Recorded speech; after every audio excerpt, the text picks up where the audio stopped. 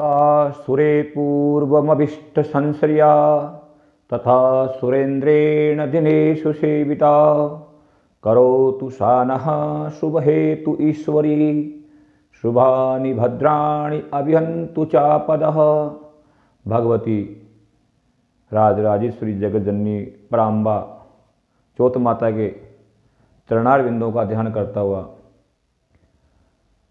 आपके सामने करक चतुर्थी के बारे में कुछ जानकारियां लेकर के उपस्थित हुआ हूँ। करक चतुर्थी जो है ये संकष्ट चतुर्थी की तरह ही एक चतुर्थी का उपवास व्रत किया जाता है। इस रोज महिलाएं अपने पति की दीर्घायु की कामना करती हुई भगवती चौथ माता की पूजा अर्चना करती है, निर्जल निराहार रह करके उपवास करती है और चंद्रोदय होने पर चंद्रमा को अर्घ्य दे करके फिर व्रत को खोलती है, उपवास को खोलती है। बताया गया है कि जिस रोज चंद्रोदय व्यापनी चतुर्थी होती है उस रोज ही इस व्रत उपवास को किया जाता है। कभी कभार ये व्रत तृतीया के अंदर भी आ जाता है। तृतीया के अंदर आने का कारण क्या रहता है कि दिन भर तृतीया रहती है और जब चंद्रमा उदय होने वाला होता है उस समय अगर चतुर्थी आ जाती है तो ऐसी स्थिति के अंदर तृतीया के दिन ही इस व्रत का या उपवास को किया जाता है। लेकिन इस बार ऐसा नहीं है। चतुर्थी के अंदर ही चंद्रोदय व्यापनी चतुर्थी रहेगी। आज शाम को चतुर्थी आएगी लेकिन उससे पहले चंद्रमा उदय हो चुका होगा और चंद्रमा पहले ही उदय हो चुकने के कारण और चतुर्थी लेट आने के कारण आज इस व्रत उपवास को नहीं किया जाएगा। इस व्रत उपवास को कल ही किया जाएगा। इसकी पूर्व काल की एक कथा मिलती है कि एक नगरी के अंदर वेद शर्मा नाम का ब्राह्मण रहता था और उस ब्राह्मण के 7 पुत्र थे। 7 ही पुत्र विवाहित थे और एक पुत्री थी जिसका नाम था वीरावती। वीरावती का भी विवाह कर दिया गया था लेकिन 7 भाइयों की एक बहन होने के कारण बड़ी लाडली थी। 7 भाई बड़े प्यार करते थे, उससे बड़ा प्रेम करते थे। वीरावती का विवाह सुदर्शन नामक ब्राह्मण से किया गया, वो भी विवाहित थी और करक चतुर्थी के दिन वो अपने पेड़ में आती है और अपनी भाभियों के साथ ही इस करक चतुर्थी का व्रत उपवास रखती है। जो 7 भाभियाँ थी वीरावती के, उन्होंने बड़ी विधि विधान से इस व्रत उपवास को किया और 7 भाइयों की लाडली बहन होने के कारण उसको कभी भूखे रहने का चांस नहीं मिला, कभी व्रत उपवास करने का उसके यहाँ पे नहीं बना।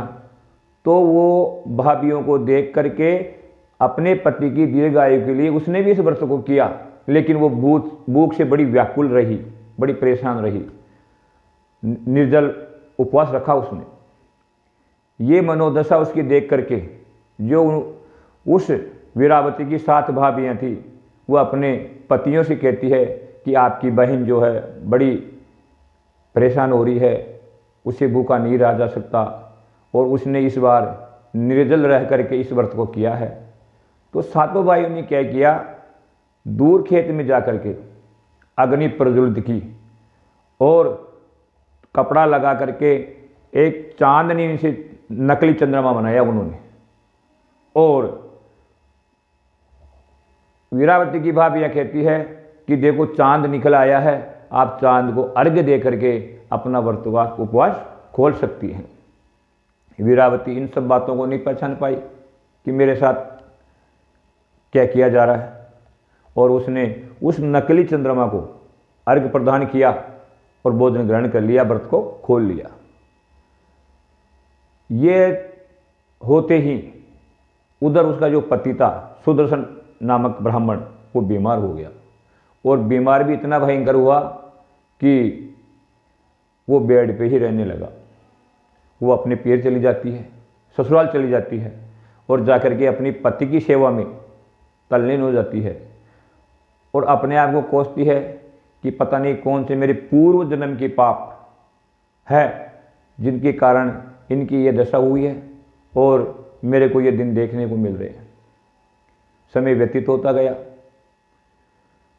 आगे चल कर के जो पुरंदर नाम इंद्र थे, उनकी पत्नी सची भूमंडल पर इसी कर्क चतुर्थी का व्रत करने के लिए आती है। देखो, कुछ चीज़ें ऐसी होती है जो स्वर्ग में भी उपलब्ध नहीं है। स्वर्ग में वो चीज़ें नहीं हो पाती है जो भूमंडल पर, मृत्युलोक पर हो पाती है। तो इंद्राणी चतुर्थी का व्रत करने के लिए, कर्क चतुर्थी का व्रत करने के लिए भूमंडल पर आई हुई है और उस इंद्राणी को व्रत करते हुए देखकर वीरावती बोलती है कि आप कौन हैं और आप ये क्या कर रही हैं, मेरे को पूरी जानकारी दीजिए। मेरे पति काफ़ी दिनों से बीमार हैं, उनका कोई उपचार हो तो वो बताइए। इंद्राणी कहती है कि तेरे इसी जन्म के कर्म के कारण तुम्हारा पति बीमार है और तुमने इस कर्क चतुर्थी का खंडित व्रत किया था और उस खंडित व्रत के प्रभाव से ही सुदर्शन बीमार हैं। अगर आप विधि विधान से, बड़ी श्रद्धा भाव से पुनः इस व्रत को करती हैं तो आपके पतिदेव वापिस सही हो सकते हैं और आपका जीवन सामान्य हो सकता है और आपका दाम्पत्य जीवन बड़ा आनंदमय तरीके से आप दीर्घायु तक जी करके स्वर्ग को प्राप्त कर सकते हैं।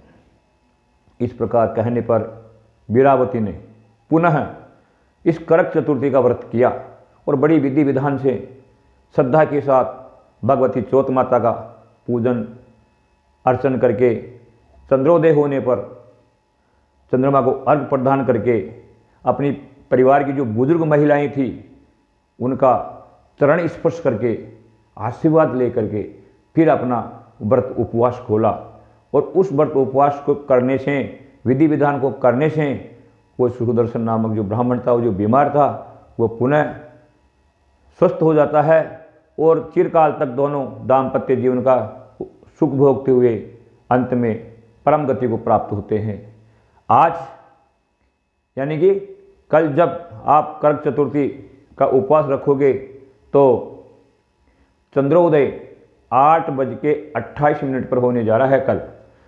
अतः 8:28 के बाद चंद्रमा के दर्शन करके, चंद्रमा को अर्घ्य प्रदान करके, अपने परिवार की बुजुर्ग महिलाओं का शुभ आशीर्वाद प्रदान करके फिर आप इस व्रत उपवास का पारना खोलेंगे और भगवत की कृपा आप लोगों पर हमेशा बनी रहे, ऐसी मैं मंगल कामना करता हूँ। जय बद्री विशाल, जय राधे गोविंद।